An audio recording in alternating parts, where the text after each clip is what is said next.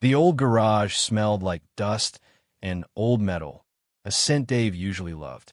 Tonight, though, it was thick with the faint tang of gasoline and the heavy perfume of sweat. A single, bare light bulb hung from the ceiling, swinging just a little, making shadows dance like ghosts around them. Dave, a big guy with strong arms and a beard that sometimes caught little bits of car gunk, grunted as he wrestled with a stubborn bolt. He was deep in the engine of his rusty, beloved classic car, his face smudged with black grease, a streak of oil across his forehead. His old T-shirt, once white, was now a canvas of dark stains. He loved getting his hands dirty, loved the feel of the wrenches and the satisfying click of parts fitting into place.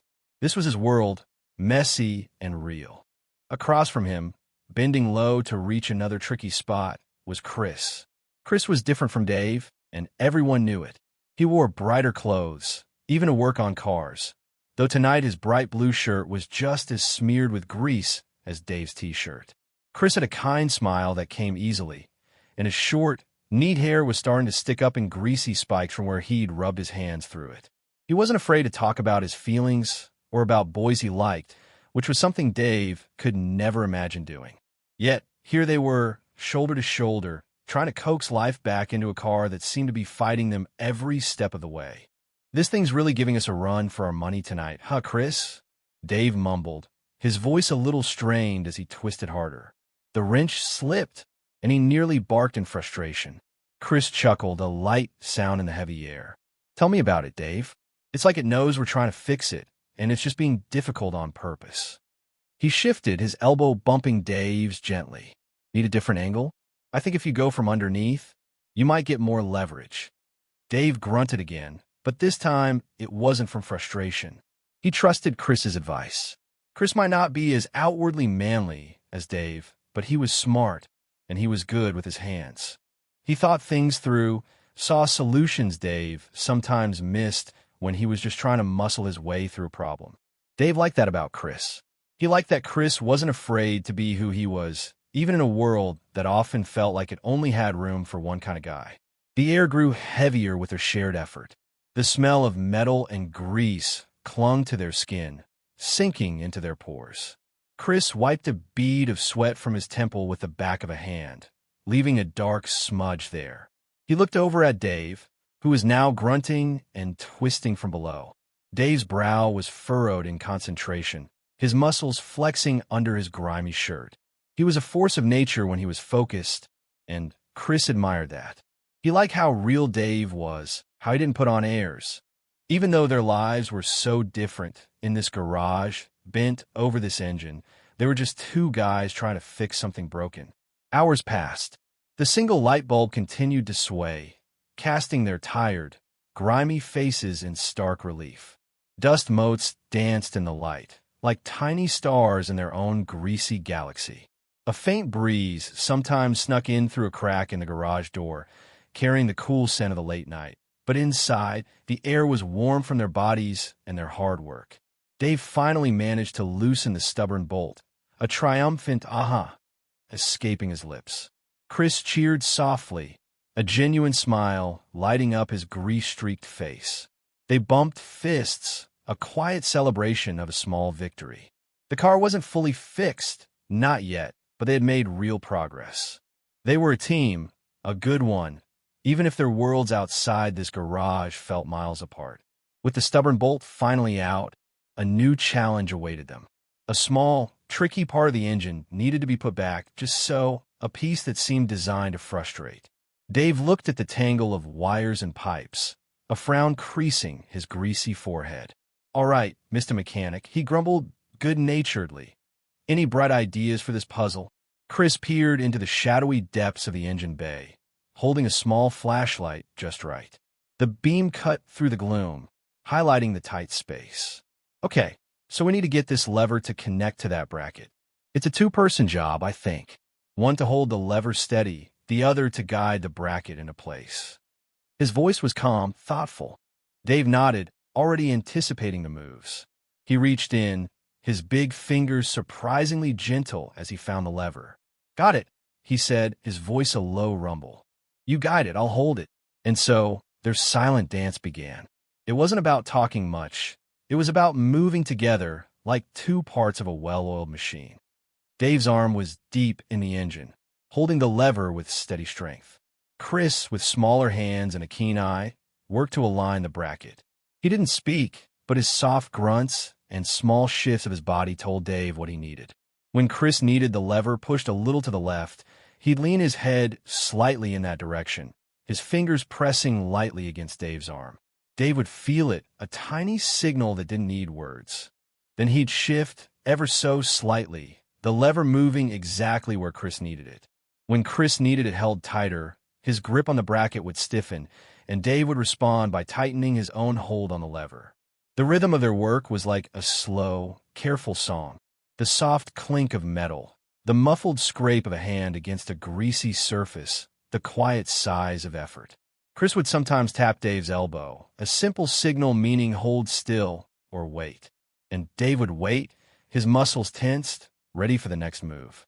Their faces were close, sometimes almost touching, as they both leaned in to see the tiny space.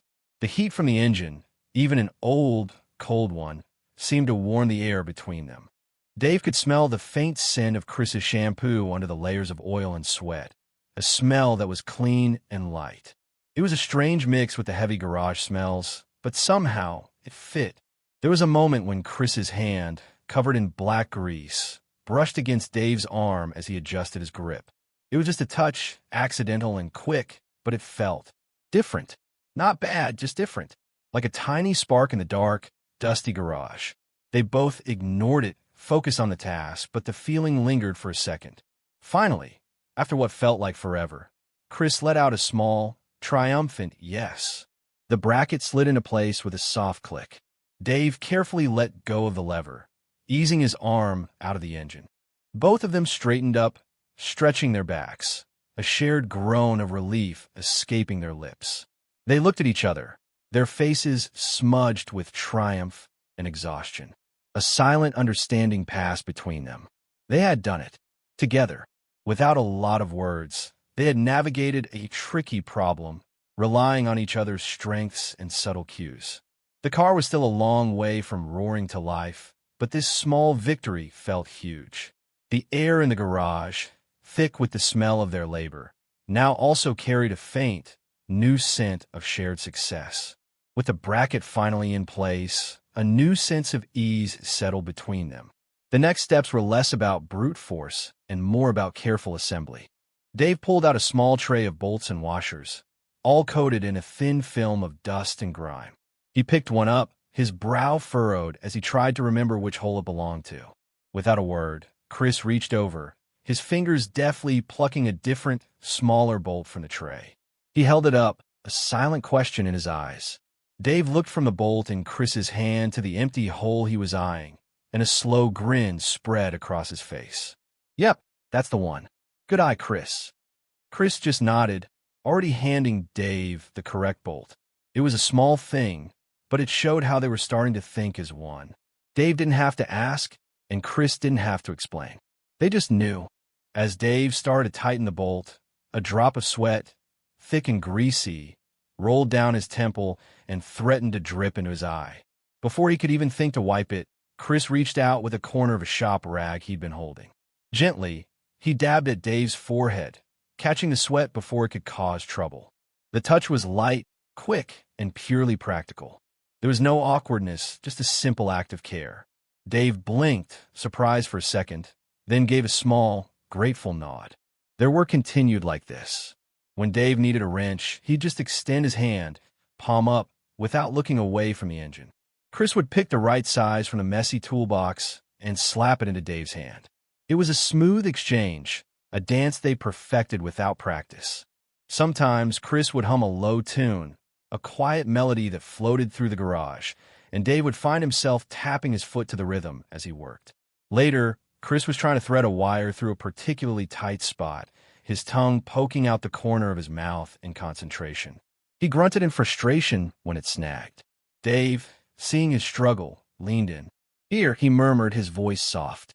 Try twisting it a bit as you push. Sometimes that helps.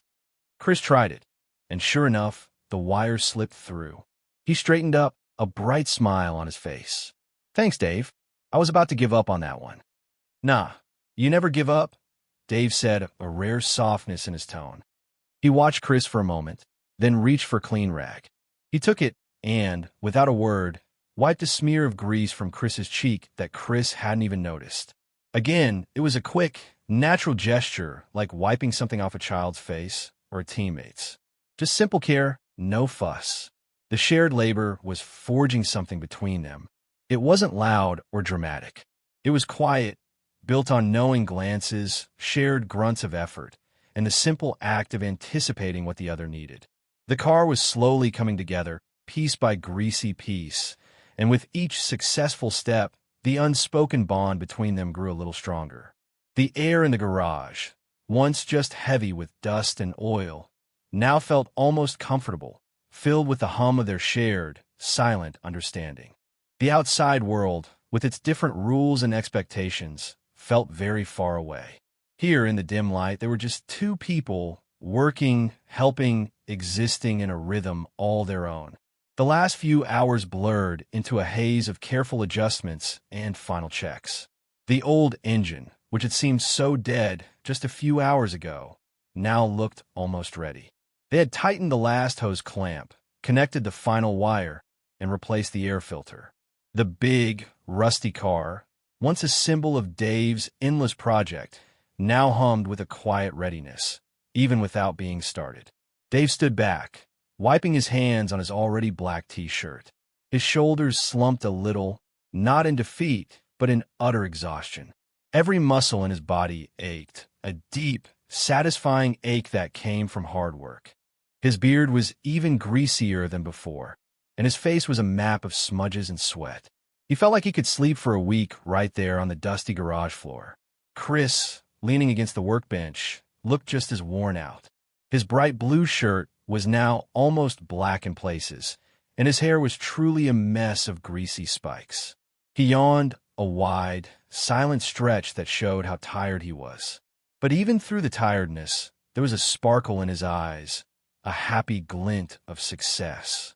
The garage, which had been filled with the clinking and clanking of tools, the grunts of effort, and their low murmurs, was now quiet.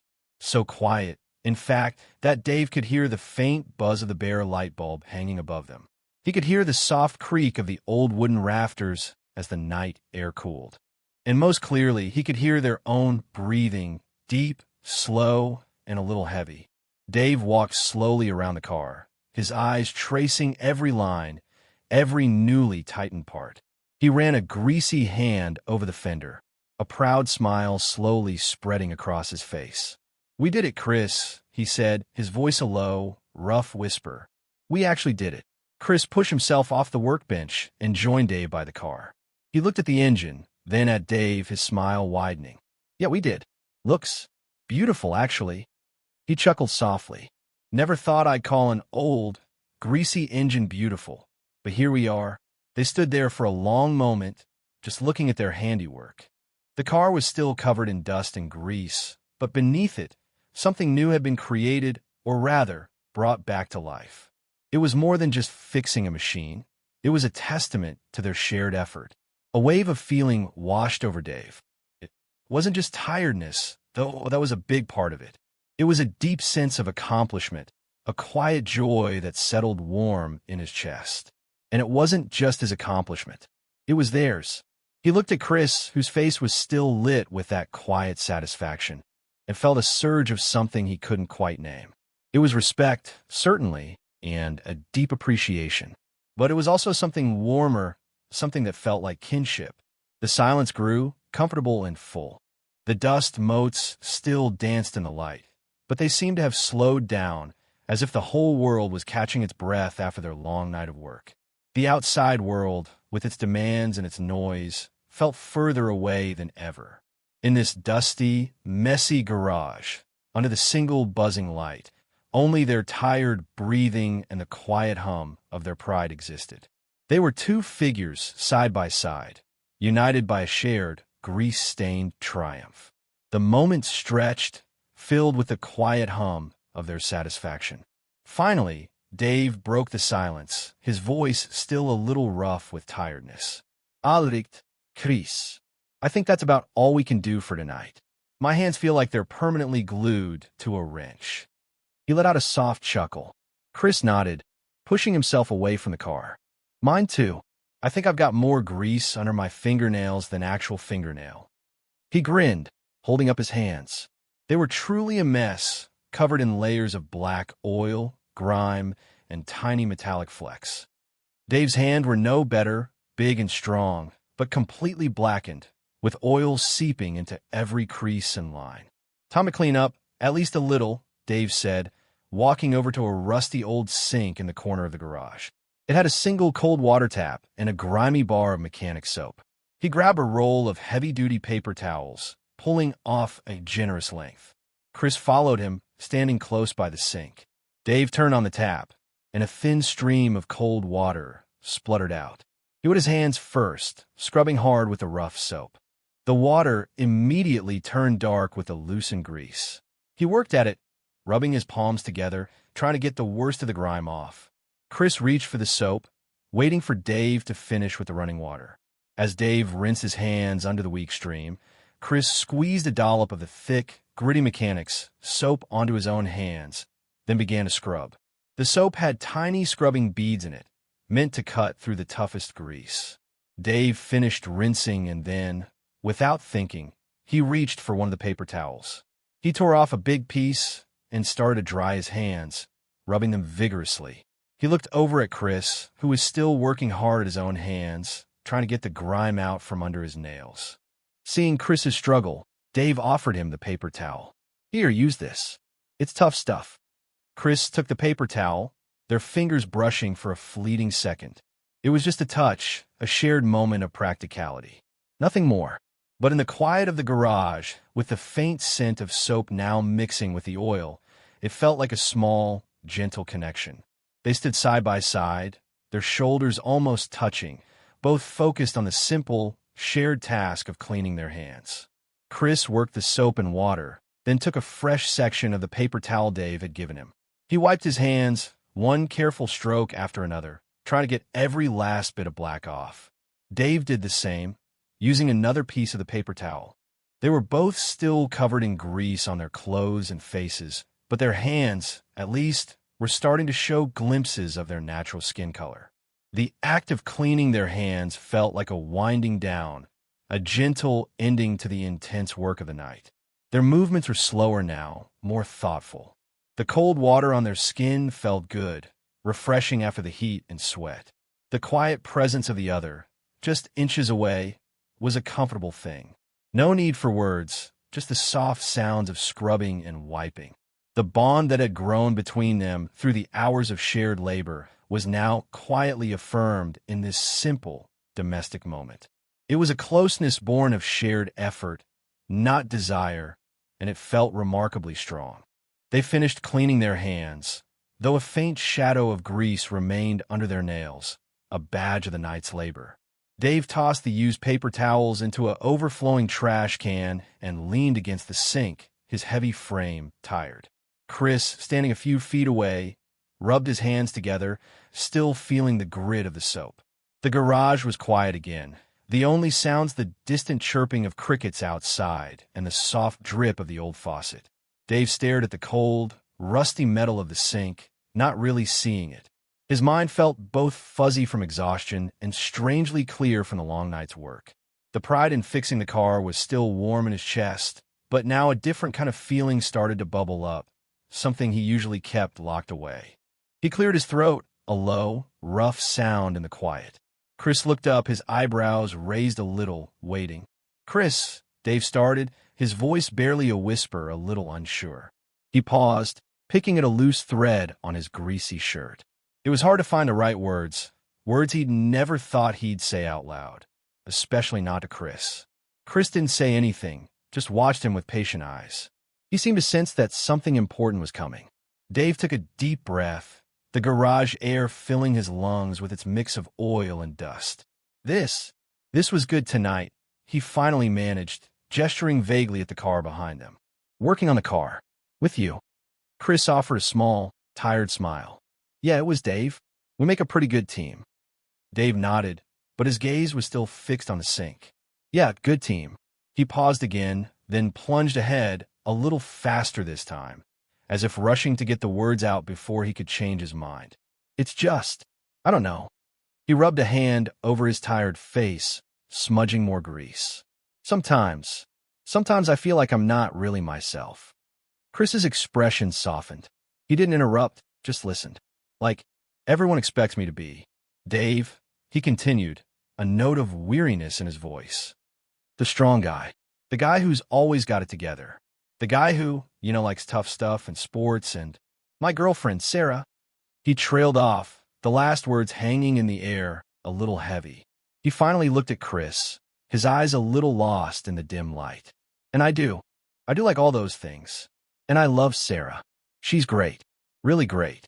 He stressed the words, as if trying to convince himself as much as Chris. But it's like I have to wear a certain shirt or play a certain role all the time. He kicked at a loose bolt on the floor, sending it skittering into a dark corner.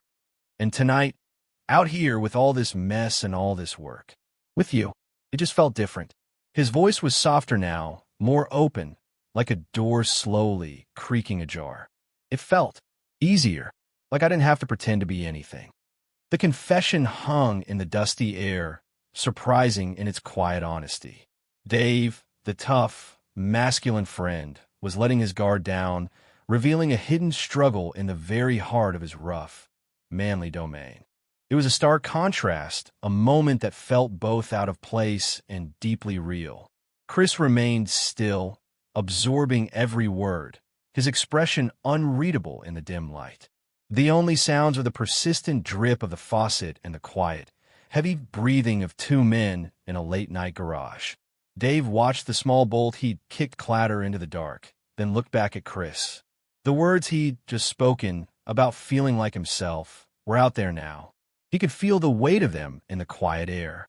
He knew Chris was openly gay, and he knew how easy it might be to misunderstand what he was trying to say. He needed to be clear. Look, Chris, Dave began again, his voice firmer now, pushing past the hesitancy. He shifted his weight, pulling away from the sink and turning to face his friend fully. I need to be clear about something. This isn't about that. He gestured vaguely between them, tried to find the right way to say it without making it awkward. It's not about, being in love with you or anything like that. He saw a flicker of understanding and maybe a tiny bit of relief in Chris's eyes. Chris just nodded slowly, giving Dave the space to explain. I mean, you're my friend. A really good friend.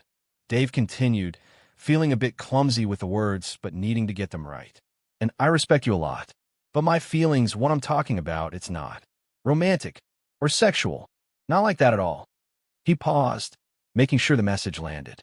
It's not that I'm suddenly confused about who I am because I'm around you, if that makes sense. He ran a hand through his greasy hair, a small sigh escaping him. It's more like being with you, working on this car. It just lets me be. It's a different kind of closeness, I guess. A quiet one. He looked around the dusty garage, at the tools scattered on the workbench, the half-empty cans of oil, the old car, now mostly fixed. This messy, masculine space, usually a place of simple, straightforward tasks, was now holding a much more complicated truth. It's just that I spend so much time trying to be the right kind of guy, Dave explained, his voice dropping a little, as if sharing a secret. The guy who fits in, who doesn't rock the boat. The guy Sarah wants, the guy my dad expects, the guy my buddies see.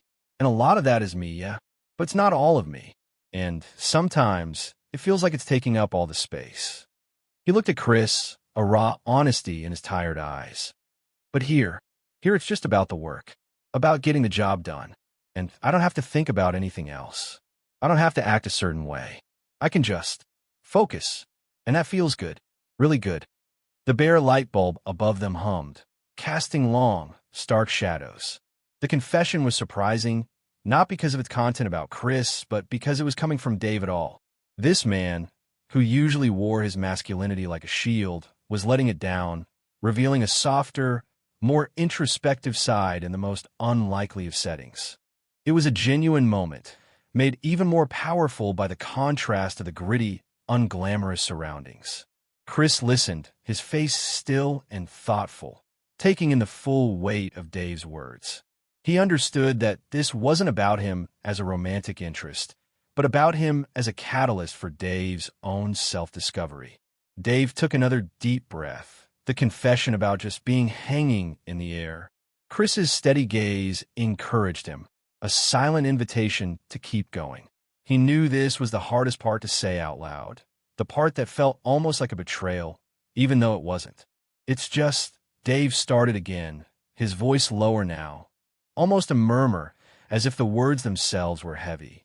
I feel more like me in these moments. Here, with you, working on this old hunk of metal. He looked at Chris, his eyes earnest and a little vulnerable. More myself than I feel. Sometimes even with Sarah. The last part came out in a rush, a quiet admission that hung heavy in the garage's dusty air. He quickly added, and don't get me wrong, I love Sarah. I really do. She's smart and funny, and she's been with me through a lot. We have fun. We have a good life. He paused, searching for the right words to explain something so complex. But with her, I always feel like I'm on. Like I have to be the boyfriend, the strong one, the one who knows what he's doing, the one who's always happy and ready for anything. He ran a hand over his tired face again, the grease still clinging to his skin. And a lot of that is me. I am strong. I do like being reliable. But there's a pressure, to always be that guy, to be the life of the party, or the guy who fixes everything, or the guy who always has a plan. His gaze drifted back to the car, then to the tools scattered on the workbench, each piece a silent witness to their shared labor. But here, he continued, looking back at Chris, when we're just elbow deep in grease, trying to figure out why this old engine won't turn over. There's none of that. It's just us, the problem, and the work. He gestured around the messy garage. It's dirty, it's quiet, and it's real. I don't have to think about what I'm supposed to say, or how I'm supposed to act, or if I'm being man enough. I just am. A small, tired smile touched his lips. It's like I can breathe deeper here. Like I can just be the quiet, focused guy who loves figuring out how things work, without having to prove anything.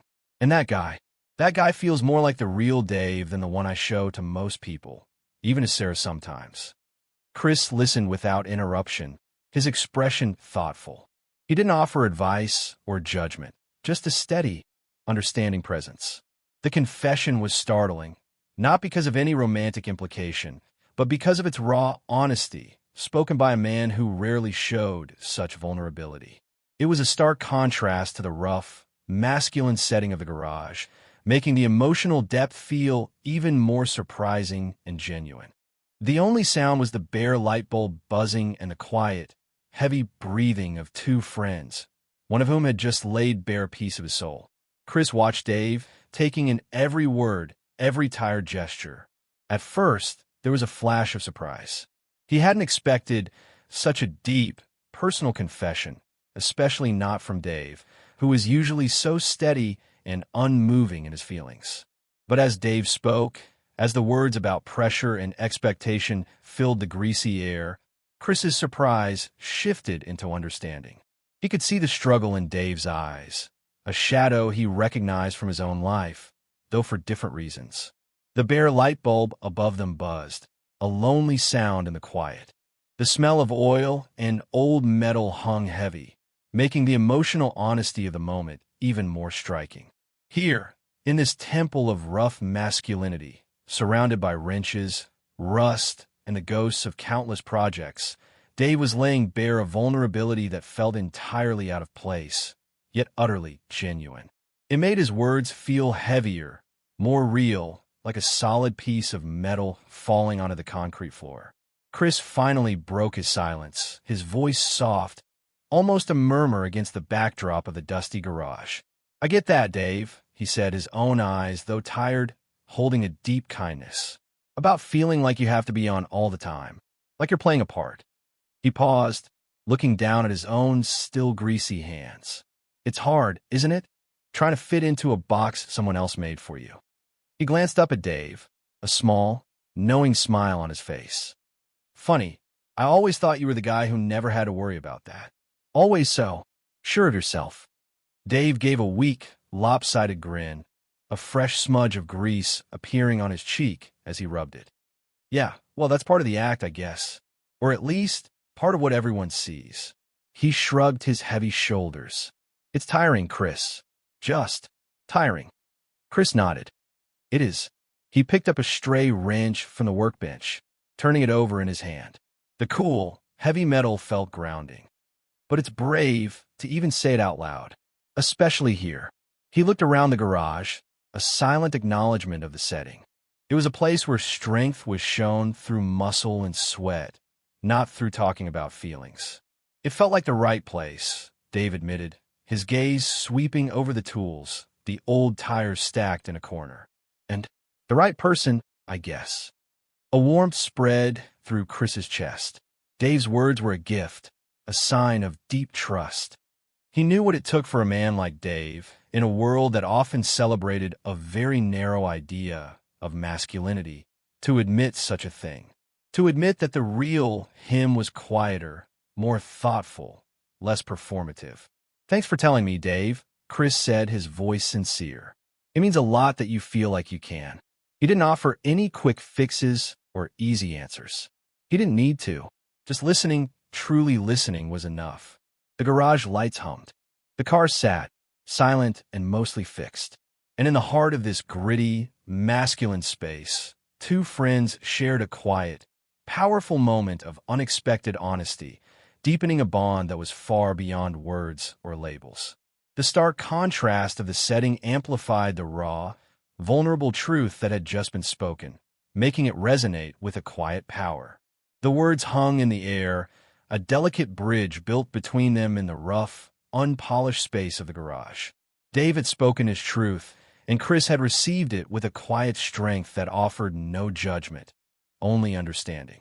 The buzzing of the single light bulb seemed to grow louder, filling the silence that followed.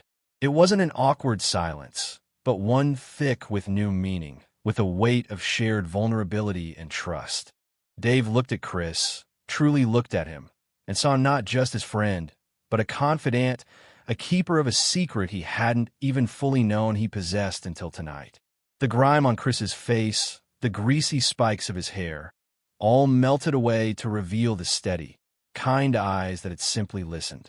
And Chris, looking at Dave, saw past the beard and the big muscles, past the strong guy image, to the thoughtful, introspective man beneath, the one who sought quiet authenticity. Neither of them spoke for a long minute. There was nothing more to say, not right now. The confession wasn't a problem to be solved, or a situation that needed immediate action. It was a revelation, a quiet understanding that settled deep within them both.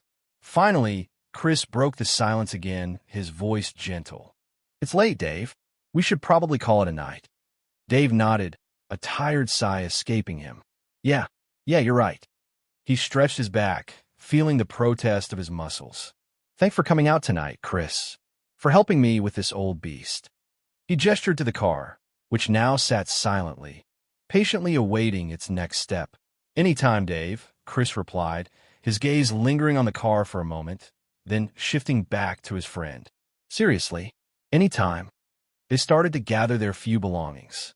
Chris picked up his bright blue, now mostly black, shirt that he'd draped over a toolbox. Dave collected a few wrenches, placing them back in their messy drawers. The motions were slow, deliberate, as if neither of them wanted to break the spell of the night. As Chris headed toward the garage door, Dave walked with him. The cool night air hit them as the door creaked open, a welcome change from the heavy air inside. Crickets chirped louder now, and a sliver of moon hung in the dark sky. Get home safe, Chris, Dave said, his voice softer than usual. Chris turned, a faint, genuine smile on his face. You too, Dave. And thanks. He didn't say for what, but Dave knew. It was for listening, for trusting, for simply being there. Chris walked out into the night, and Dave watched him go, the garage light casting a long shadow behind his departing figure. When Chris was gone, Dave slowly closed the heavy garage door, the sound echoing in the sudden emptiness. He stood alone in the quiet, dust-filled space, the smell of oil and his own sweat still clinging to him. The old car sat waiting. Nothing had changed outwardly. The car was still an old car, the garage still a messy garage.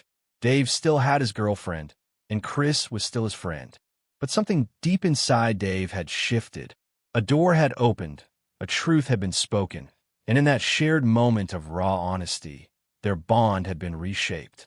The future was unwritten, messy, and uncertain, just like the contents of his garage.